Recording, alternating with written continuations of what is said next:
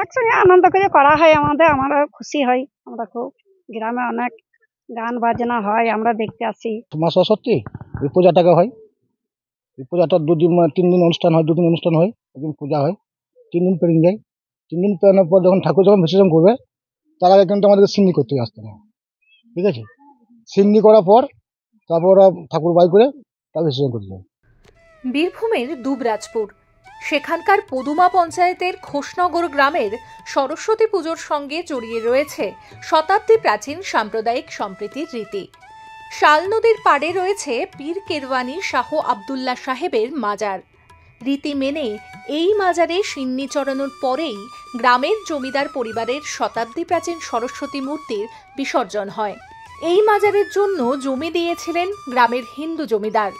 ওরা খুব মানে তো পীর বাবাকে, ওই জন্য ওরা মানসিক করে, ওই জন্য ওরা দুধটা দেয়, পায়েস করে দেয়, নারকেল দেয়, দুধ দেয়। এখানে দেবীর বাহন হাঁস নয়, বরং এক জোড়া বাঘ। সরস্বতীর এক পাশে রয়েছেন লক্ষ্মী, অন্য পাশে ভগবতী, সঙ্গে রয়েছেন জয়া, বিজয়া এবং আরও 4টি পরী। দুর্গাপুজোর মতো এক চালায় এতগুলি প্রতিমা নিয়ে এক ভিন্ন আঙ্গিকের প্রতিমা বাংলার এই অন্যতম প্রাচীন জমিদার বাড়ির প্রতিষ্ঠিত মন্দিরের সরস্বতী পুজোয়। জমিদারের উত্তরসূরিদের দাবি, বাংলার 1281 সালে অর্থাৎ ইংরেজি 1875 খ্রিস্টাব্দে এই পুজো শুরু করেছিলেন তৎকালীন জমিদার নীলমাধব ঘোষ। জমিদারের উত্তরসূরিদের দাবি, বাংলার 1281 সালে অর্থাৎ ইংরেজি 1875 খ্রিস্টাব্দে এই পুজো শুরু করেছিলেন তৎকালীন জমিদার নীলমাধব ঘোষ, শিবচন্দ্র ঘোষ ও যোগেন্দ্র পাল। তার 3 বছর পর বাগদেবীর জন্য মন্দির তৈরির কাজ শুরু হয়।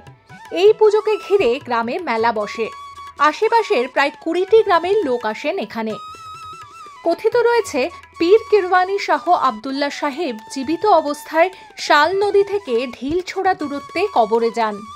জমিদাররা এই মাজার তৈরির জন্য জমি দিয়েছিলেন, কিন্তু সেই সময় গ্রামে কোনো ইসলাম ধর্মাবলম্বী না থাকায় তার কবরে ধূপধুনো দেওয়ার কেউ ছিল না।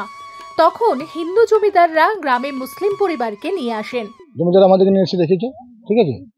নিয়ে এসে রাখার পরে আমাদেরকে দেখাশোনা সাংবাদিক সমস্ত শ্রেণী সবই খুলে হয়, আমাদেরকে নিয়ে করি, মানে হিন্দু মুসলমান সবাই মিলে আমরা কান লাগিয়ে হয়।